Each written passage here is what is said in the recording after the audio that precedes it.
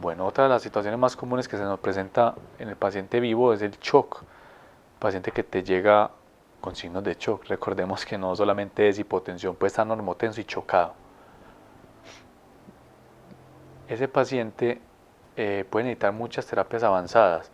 Nosotros básicamente podemos, por ejemplo, elevar las piernas, acostar al paciente para garantizar esa perfusión cardiocerebropulmonar. Pero nos debemos adelantar a qué puede necesitar ese paciente, depende del tipo de shock. Entonces recordemos que hay 4 tipos grandes de shock.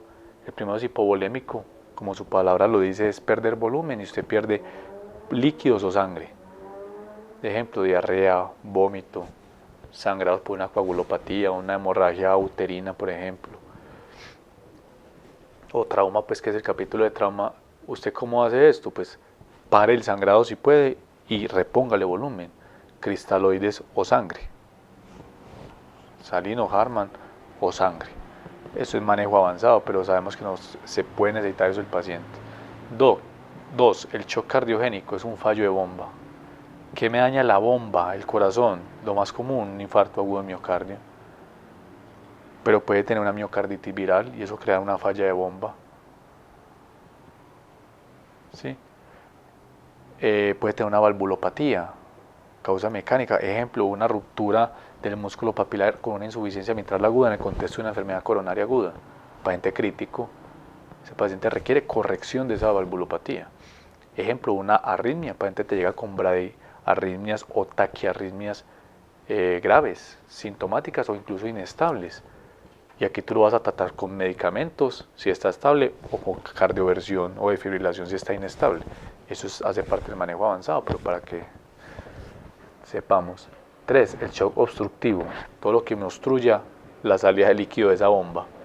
¿Y qué me puede obstruir a mí? Un tromboembolismo pulmonar. Terapia de un paciente chocado por tromboembolismo pulmonar, ya lo vimos, trombolizada. 2. ¿Qué me puede taponar? Un taponamiento cardíaco o un neumotoras a tensión. Esto se maneja más en el contexto de trauma, sin embargo existe el neumotoras a tensión y el taponamiento cardíaco atraumático también existe, raro pero existe. ¿Qué hay que hacer? Descomprimir, taponamiento cardíaco, descomprimir el pericardio, cirugía o pericardiocentesis en casos en que no tenga la disponibilidad de cirugía. Neumotoras de atención, pues descomprima con aguja, lo vamos a ver en trauma, y si no, pase un tubo a tórax. Y cuarto es el shock distributivo, es aquel donde el volumen se acumula en el espacio intravascular inefectivo, digamos, no le llega igual al corazón ni nada, pero está acumulado en los vasos, hay una vasoplejía. Y ese shock distributivo tiene 3 clases de shock. Uno, el séptico. ¿Y qué hay que hacer para el séptico? Sabes que tiene que necesitar antibióticos, líquidos, vasopresores, esteroides, avanzado. Anafiláctico, que es lo primordial en el anafiláctico, el uso de adrenalina. Shock anafiláctico es adrenalina, aparte del resto de terapias.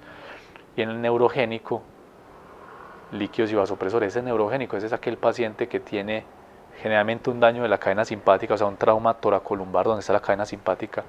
Y ese paciente lo sospechas, uno, porque generalmente es trauma, y dos, porque ese paciente te llega chocado, pero bradicárdico. En vez de llegarte taquicárdico como en el resto de shock, ese paciente llega bradicárdico porque tiene una sección de las cadenas simpáticas. Ese paciente también necesita líquidos y muy probablemente vasopresores, hay vasoplejía. Entonces eso para que nos adelantemos a qué puede necesitar el paciente en los diferentes tipos de shock. En términos generales yo puedo utilizar cristaloides, Harman, Salino, depende de algunas circunstancias. Depende mucho de la patología y que el paciente no esté sobrecargado, pues no es lo mismo colocarle líquido a un paciente con antecedente de cardiopatía que a uno que no, pero en términos generales el volumen de 30 cc por kilo, es decir, un adulto de 70 kilos más o menos 2000 cc, 2100 cc, puede ser razonable para reponer ese volumen inicial. Esto es lo que recomiendan en shock séptico inicialmente o en sepsis con hipotensión inicial, y ya dependiendo de la respuesta se va pues a otras terapias. Recordéis ahí del shock. Otra causa muy común por la que nos llega un paciente crítico, un síncope. Recordemos que ese síncope es aquella alteración de la conciencia de menos de 5 minutos con recuperación completa y que se debe a una hipoperfusión cerebral. Es decir, aquel paciente con una pérdida de conciencia de más de 5 minutos, de 1 hora, 2 horas, no es un síncope, es una pérdida de conciencia prolongada y ahí entran a jugar otro tipo de patologías. Un paciente que recuperó la conciencia pero está hemiparético, pues no tiene un síncope, tendrá una ACV o tendrá otra cosa porque el síncope no focaliza. Lo primordial del síncope es descubrir que no sea cardiogénico. Que no sea cardiogénico porque es el que puede matar al paciente. El síncope puede ser vasovagal, puede ser por un susto, puede ser porque tenía cólico en el abdomen, por ortostatismo, pero lo primordial es que descubrir que no sea cardiogénico. Y eso, como lo sabemos, una historia clínica completa y un electro. Con eso podemos identificar una gran cantidad podemos descartar una gran cantidad de síncopes cardiogénicos.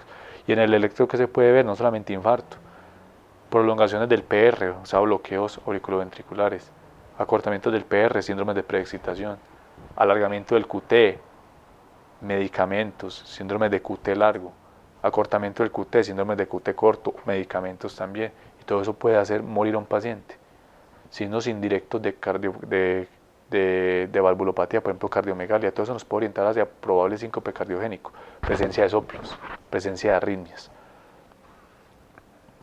Convulsiones, que es lo primordial, que el paciente no se ahogue, abre la vía aérea, que no se vomite, quítele las prótesis y aborte la convulsión con medicamentos ya a un nivel hospitalario. O a veces hay pacientes, sobre todo en Estados Unidos, que tienen medicamentos ellos mismos para inyectárselos o para incluso colocarlos intrarrectales cuando hay convulsión. Algunos familiares pueden hacer eso incluso si ven al paciente convulsionando. Aquí en Colombia no se emplea mucho, pero seguramente se va a empezar a ampliar próximamente. En intoxicación es lo mismo, ABCD. O sea que necesita una intoxicación, por más veneno que se haya tomado, lo que sea, es que no se ahogue en la vía aérea, que ventile bien, la B, que no se muera por la circulación. Mirar el déficit neurológico, exponga al paciente. Lógicamente, antes de todo eso, protéjase usted. Una vez resuelto todo eso, se va a la causa específica de la intoxicación. Lavado gástrico, carbón activado, uso de antídotos, eso ya hace parte de manejo avanzado secundario. Sangrado. ¿Qué hay que hacer en el sangrado? Pare el sangrado y reponga.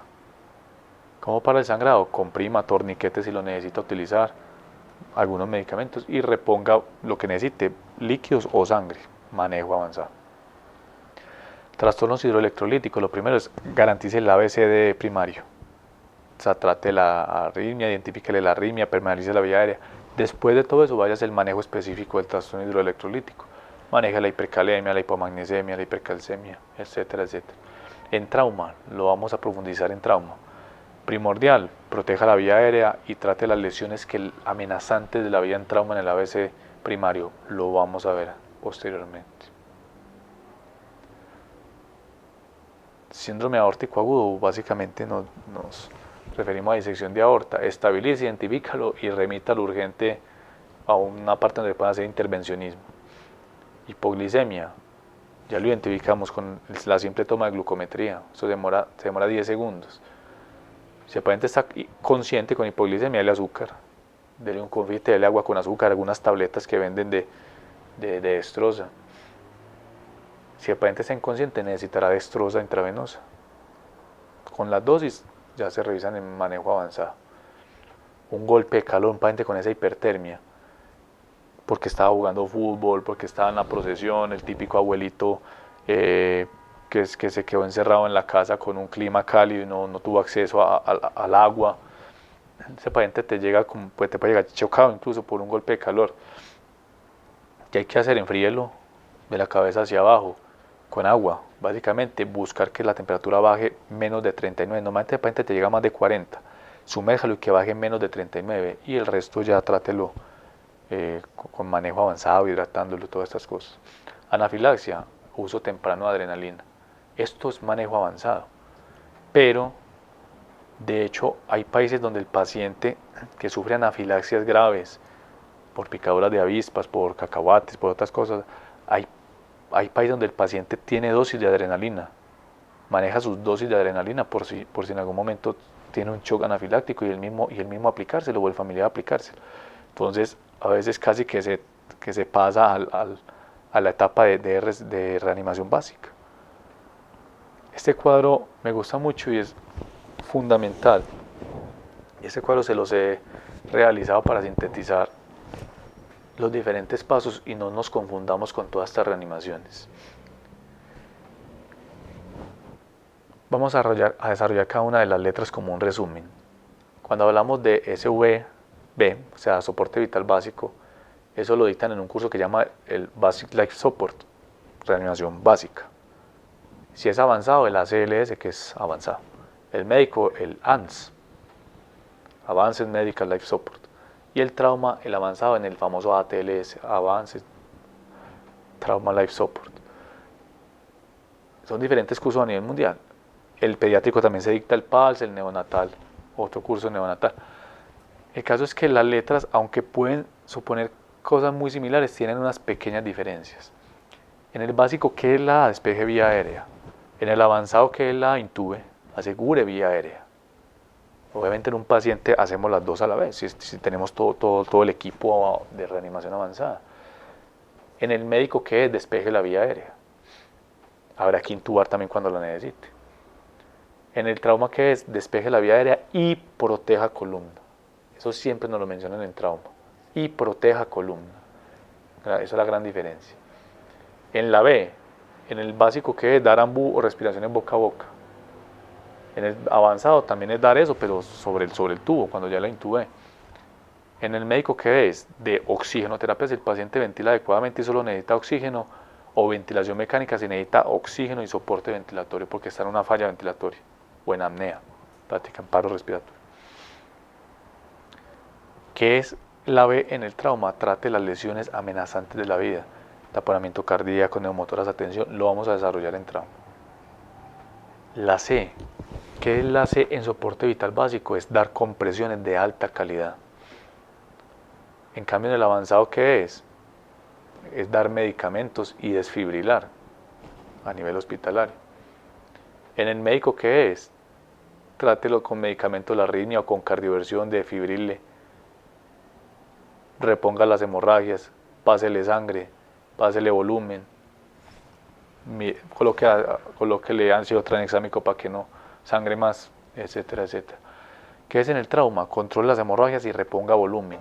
Y realice FAST, que es una ecografía que se utiliza para buscar sangrado oculto, sobre todo en el abdomen, cuando el paciente está chocado y usted no sabe dónde está sangrando. Eso hace parte de la C de trauma, manejo avanzado.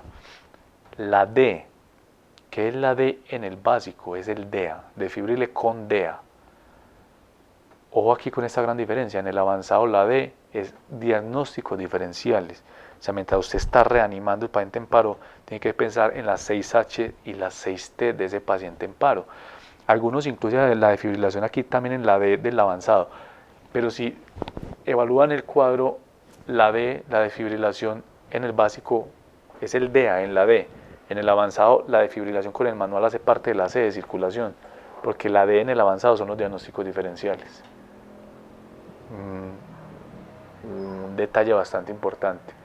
¿Qué es la D en el paciente médico, el que está vivo? El déficit neurológico, porque está vivo, no está en paro. ¿Qué es la D en trauma? Déficit neurológico también. ¿Qué es la E? En el básico no lo mencionan, pero también es exponer al paciente y revisar pues, qué otras causas de paro pueda tener. Lo que pasa es que eso, las causas hacen parte del avanzado, de buscar las causas. ¿Qué es la E en el paciente médico? Exponga y prevenga la hipotermia o la hipertermia, o sea, trate cualquiera de las dos que le esté generando el momento crítico al paciente. ¿Y qué es la E en el trauma? Exponga, pero también prevenga la hipotermia. ¿Por qué? Porque el trauma, una de las del ítem de la tríada de la muerte que llaman en trauma es la hipotermia, entonces se debe evitar la hipotermia en trauma, al menos en el manejo inicial. Entonces con este cuadro podemos ver como la diferencia entre esas tres clases de paciente, el de paro, el vivo crítico y el traumatizado. Bueno, muchas gracias por su atención.